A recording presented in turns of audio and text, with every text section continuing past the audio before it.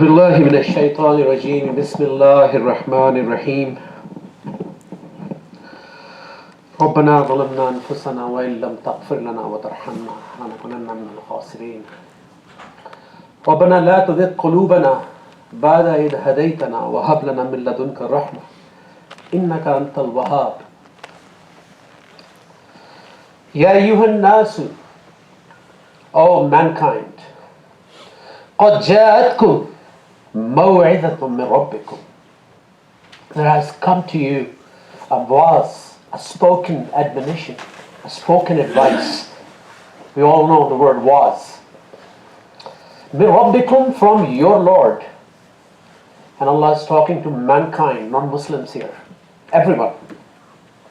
Because Quran is for mankind, not for Muslims only. We possess it because we got it in inheritance because the Prophet Muhammad sallallahu alaihi wasallam is sitting in our homes.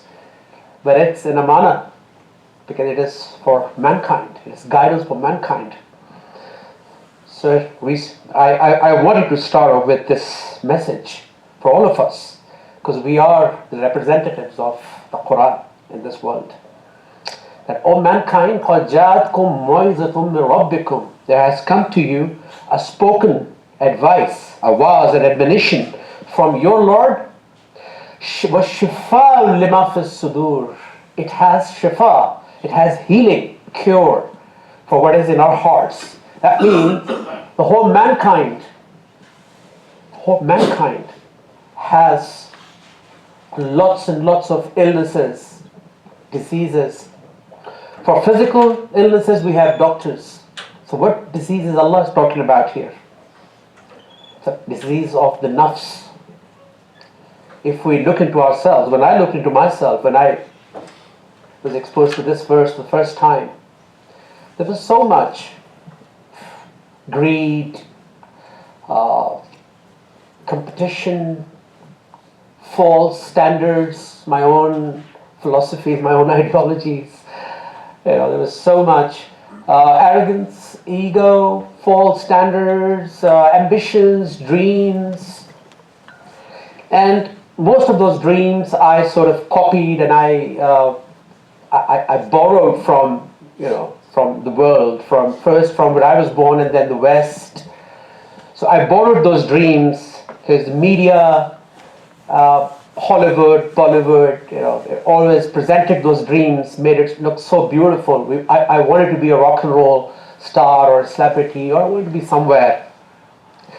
So lots and lots of illnesses, diseases, psychological, mental irregularities generated because of those false dreams. So Allah is saying on mankind level, شِفَاءٌ لِمَا فِي الصُّدُورِ, that this was, this admonition, the book, has remedy, has cure for whatever you have in your hearts. Any disease. And then when it becomes wahudan, then it becomes guidance. First there is shifa, and then there is guidance. We seek guidance even in Surah Fatiha. We've been saying, Ihdina as-siratal mustaqim. Ya Allah, give us guidance. Ya Allah, give him guidance. Ya Allah, give my children guidance. But without shifa, there's no guidance. So first, there is waz coming from the book. We have to listen. Then there is shifa. So in last khutbah, I shared the biggest sunnah of Prophet Muhammad sallallahu alaihi wasallam with you, recorded in the Quran, which is the dua of Ibrahim alayhi salam. That how he cured mankind back then. Yatlu alayhim ayatika, he used to recite the ayat of the Quran.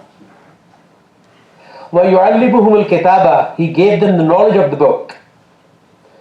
Wal hikmah, he gave them the wisdom. Wa yuzakkihim, and he cleansed them.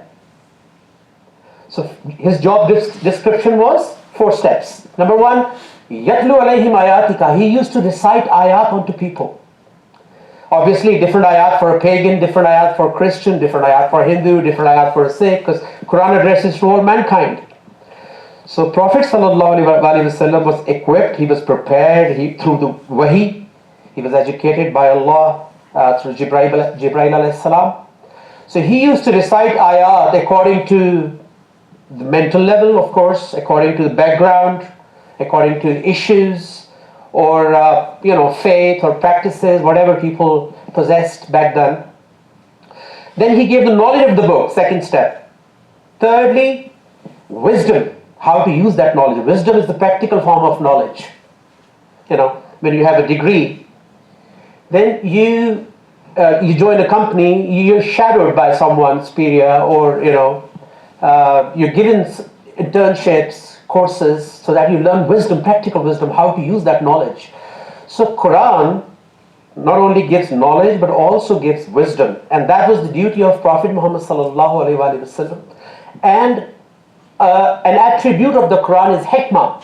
Allah calls Quran hikmah also. So Quran is full of hikmah, wisdom. So knowledge, ayat, knowledge, wisdom. So what happened? وَيُزَكِّيهِمْ, he cleansed people from those diseases, from those illnesses, from those misconceptions. So coming back to this verse I shared today, chapter 10, Surah Yunus, verse 57. Allah is saying, O mankind, there has come to you a spoken nasiha, a spoken waz, which has shifa, which has healing for your illnesses. Wahudan, and this book, this waz is guidance. Guidance is not out there somewhere. It's in the book. We all know, right? Quran was revealed as guidance for mankind. But have we ever asked ourselves this question? And I would like all of you to ask, brothers, sisters, children, elder. Have we sought guidance from the Quran in our lives? I mean, if you ask a doctor, that what do you do? He would say, I'm a doctor. And you ask them a question from medical science. Should they not be able to answer it? Because they're doctor, they have a degree, they practice it. So a Muslim, a believer, is supposed to know the Quran. Because Quran is our iman, right? So if I have taken guidance from the Quran, I should be able to discuss hidayat with you. If someone comes to me and says that, I have heard that your book has cure for depression, could you please help me? Can I just ask yourself this question? Can I help that person? Okay, let's sit. Let's go through those verses where Allah discusses about nafsiyat and our mental issues and how to cure those issues, and what are those ayahs. Do we know the references? Because when you have guidance about something, you can show someone. If I know how to get to downtown, for example, I don't know actually how to go downtown because I just moved here.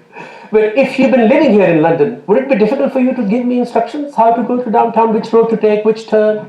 So guidance means to get someone from one point and take them to the other, the destination. This is called guidance. You gave me a recipe of biryani. I read it, said, oh wow, amazing. But have I made biryani? No. The day I will use that recipe and I will cook it, and my wife or someone will say that, yes, it's nice biryani. I have guidance of that biryani. So guidance is actually to get to some point. So Allah is saying here, first, shifa from those obstacles, those blocks, those mental issues. Then guidance. Wa rahmah, and the third thing is rahmat. We've been asking for rahmah all our lives. Ya Allah, rahmat, Ya Allah, rahmat. Most of my life I thought rahmat was, dollars and pounds. But here, shifa, second step, guidance, and then rahmah. And rahmat is for lil mu'mineen. So the verse started with mankind, ya ayyuhan nas, and ended on mu'mineen. So which means shifa is for everyone. But the one who will get shifa, then guidance, and then rahmah is actually mu'mineen. I used to do this radio transmission every Ramadan for an Indian channel in New Zealand. And 70% of the audience was Hindus and Sikhs. And I used to answer their questions from the Quran. And on many occasions, a lot of people called later on. I still remember a nurse called 4 months later. They took my number from the radio station, and they called and they said that the verse you shared, because my husband and I, we were having arguments, every day, and it was really, really annoying. Our life was like really a mess. But the day we started using those tips, the verse that you shared in your transmission, our life is peaceful now. I just wanted to let you know that our house is peaceful now. So I had to do sajda that day, especially, that it's reassurance that Quran is guidance for mankind. You don't even have to be a Muslim to benefit from, because it's universal laws, it's high principles. And the verse was actually, قُلْ لِعِبَادِي يَقُولُ الَّتِي هِيَ أَحْسَنُ. Say to my servants that when they speak, use the best words. And we have to remind ourselves every day, myself, my wife, my child, Actually, this verse should be, on a poster in the main living room in our homes, because it all starts with language. It all starts from here. We see a bad word, and shaitan starts sort of, intervening, and then we get into a bigger argument. So what I'm saying is, shifa is for whole mankind, but if you want sustained guidance and rahmah from Allah, we have to become mu'min. And mu'min means who's practical with his iman. La ilaha illallah Muhammadur Rasulullah, I've become a believer, not a mu'min. The day I live that kalima, and I die living that kalima, not reciting that kalima, I die living that kalima, that no ilah, no one else is ruling my mind or my life, all in my decisions, in my matters, and I die in that state, then it's up to Allah to accept me as a mu'min or not. We can't claim. But one thing is for sure, all the verses of believers in the Quran, there are approximately 98 verses, which is our job description. Whether we are doctors or lawyers or judges or prime minister or anyone, or a sister or a brother. Ya ayyuhal ladina amanu is our job description in the Quran. I didn't know this. Before Quran came into my life, I didn't know that I was being addressed in the Quran. And I have job description, I have tasks, I have duties, I have responsibilities. So the day I start practicing those verses practically in my life, I could qualify for a mu'min, that I am practically doing it. But again, certificate comes only from Allah. Our job is to keep trying and keep reflecting. And we have to make the Quran a mirror. We recite it, but we have never made it a reference point, a mirror. Because Quran is to relate to our lives, not just to recite. There's nowhere in the Quran that Iqra Quran. يَتَدَبَّرُونَ الْقُرْآنَ أَفَلَا يَتَدَبَّرُونَ الْقُرْآنَ. Why don't they ponder in the Quran? I grew up reciting the Quran for sawab. But what was the actual sawab? Sawab means gain. Gain, if you're working a whole month for a company, what is your sawab? That paycheck at the end of the month. $5,000, $3,000, or $10,000, whatever you make, right? That is your sawab. So if I'm reciting the Quran, and Quran is for guidance, and I didn't get guidance, what is my sawab? Yes, it's a good deed. It's an action, it's an amal that I'm reciting the Quran, and I will get good deed for that, action, good sawab for that action. But where is guidance? So for guidance, I'll have to ponder in the Quran, because one deed is not taking me anywhere. The whole life, we need guidance for the whole life. So if you are really lucky in your lifetime, you should ask this question, that why am I here? I actually wanted to discuss this today, but this ayat came to my mind and I wanted to share with you. And there are so many subjects, I would like to discuss, but it all comes to basics, foundation. Imagine if a house is crumbling, its foundation is crumbling. Do you think new paint or renovation will save it? No. If a computer has a virus and you upload, download new flashy features, but you actually need antivirus because that virus is going to spoil everything. Likewise, a government, if government is spending money on its people, giving charity, but not working on rule of law or justice system, Do you think that system will prosper? So it all comes back to foundation. So that's why it's our third khutbah, but we end up talking about maghfirat, tawbah, turning back to Allah, basic foundation. Because we can talk about nitty-gritties, right? And we do make amendments. Every one of you, I'm sure, you're working on your habits or little amendments here and there.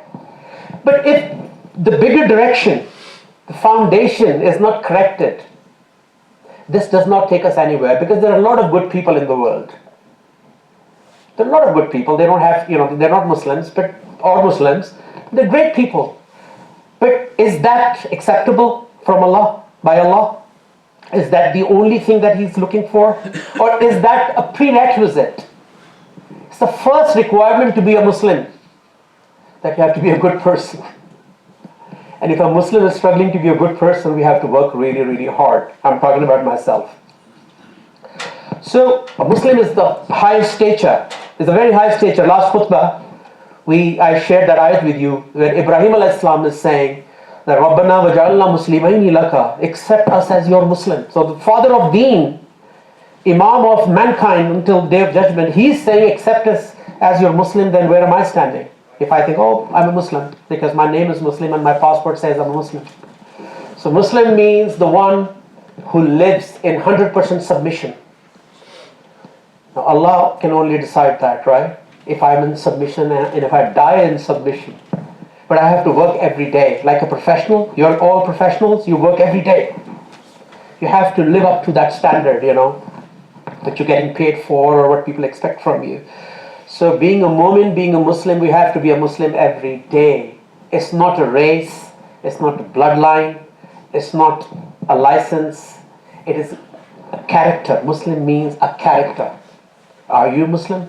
I remember we were on tour in London, and most of you would know that famous comedian Umar Sharif.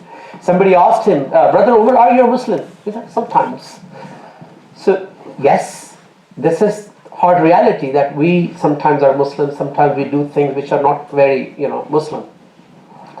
So the biggest tawbah, again I'll come back to tawbah, because that's what Allah wants from us. When you land in a new country, when on an aircraft, the first thing you do, you turn your phone on. What does your phone look for? The first thing your phone does, when you turn it on, what does it do? It looks for the network. Why have I not done that all my life? Why did I look for my network? Where is my network? Why am I not getting communication from Allah? I say He's Hayyul Qayyum. Where are the instructions? Why am I living on guesswork? That Allah ki koi hikmat hogi, maybe Allah willed this, maybe Allah will. Can He not speak? He gave me ability to speak, and He is my creator. Can't He speak? He's a talking Allah. Just a few minutes ago I recited an ayat, Ya ayyuhan nas. Who was that? That was Allah. It's not me. He uses our vocal box, our voice. When Imam Kaaba stands there and he recites ayat, who's talking? Who's speaking? It's Allah. He speaks. He's a talking Allah. We kept Him quiet and we started just assuming that, maybe it's never too late, maybe it wasn't Allah's. Allah didn't say that. Allah addressed everything through Prophet Muhammad sallallahu alaihi wasallam, through Wahi. But have we given enough time to the Quran? So, coming back, we will make amendments, we will improve, we will do little tawbahs, but it is time to do the biggest tawbah. Every disciple, every Sahaba of Prophet Muhammad sallallahu alaihi wasallam went through this first turnaround, the first tawbah, first maghfirah, which is the big change of direction of life. When you say, Ashhadu an la ilaha illallah, I have debated, I have argued, I have researched, I have read, I have asked questions, I have got all my answers, I have no doubt, and I bear witness now. Now since I know who I'm dealing with, Now I know who my Creator is, so I can bear witness.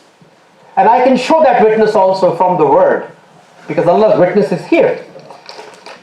There's no other witness. This is Allah's witness. Everything else is about Allah. Billions of books and libraries. There's only one from Allah. There's only one knowledge that is from Allah, and that is the word of Allah, the Quran. So when we say, Ashhadu Allah ilaha, I bear witness, that means I'm able to show that witness to people, to the world. I can share that word of Allah with mankind. That's why I'm saying I bear witness. I've seen it. I'm convinced, emotionally, intellectually, that there is no one else giving me instructions in my life anymore. No one is going to rule me now. There is no God, no habit, no weakness, because these weakness and habits become ilah. One day we will talk about it. It acts like God. When something like money takes over and becomes my ilah, then money will, whatever money says, I will do. Like pop singer or film actor, whatever director says, they'll have to do it, right? Because they're getting paid $20 billion, $1 million or something. So they have to do it. They want them to dance, they will dance. They want them to jump, they will jump. So that's what ilah does to us. Ilah tells us, we do it. Whatever our weakness is, it becomes our ilah. So, Ashhadu an la ilaha illallah wa ashhadu anna Muhammadan abduhu wa rasuluh. And I bear witness that Prophet Muhammad sallallahu alaihi wasallam is abd of Allah. He followed the instructions of Allah. And he's the messenger, Khatmun Nabiyyin, the last prophet. Which means he's my role model. Why is Prophet there in the kalima? So that we do not bring our own philosophies and our own demonstration, our own lifestyles. Allah sealed it. Khatam not only means that there is no messenger after him, also means that whatever he did is sealed. This is it. This is the lifestyle. We don't have to invent anything. We don't have to come up with some new ways. It's all laid. 48 times a day, 1.7 billion people saying, Ihdina as-siratal mustaqim. Billions of times we are saying Ihdina as-siratal mustaqim every day. Have we ever asked this question that where is the answer? Do we even know what we are saying in Surah Fatiha? Are we reciting or we are asking? An actor, if he starts reading the script, will he get a role? He has to get into that role and deliver so that people take him as real. That wow, what a great actor. When he speaks, you go into that phase, and because he owns it, he means it, he's a great actor. So this is our script. We are saying every day, Ihdina as-siratal mustaqim. Guide us to the straight path. Are we reciting or are we saying it? If we are reciting it, no answer. If we are saying it, where is the answer? When we say Assalamu alaikum rahmatullah, Assalamu alaikum rahmatullah, do we get an answer? Because we just asked for Siratul Mustaqim, and we've been doing it all our lives. So that Siratul Mustaqim, the purpose of life, that lifestyle Siratul Mustaqim, is actually the Tawbah, where we need to get. We need to find the answer. And in the first rakat today, I've decided that I will recite the answer to Siratul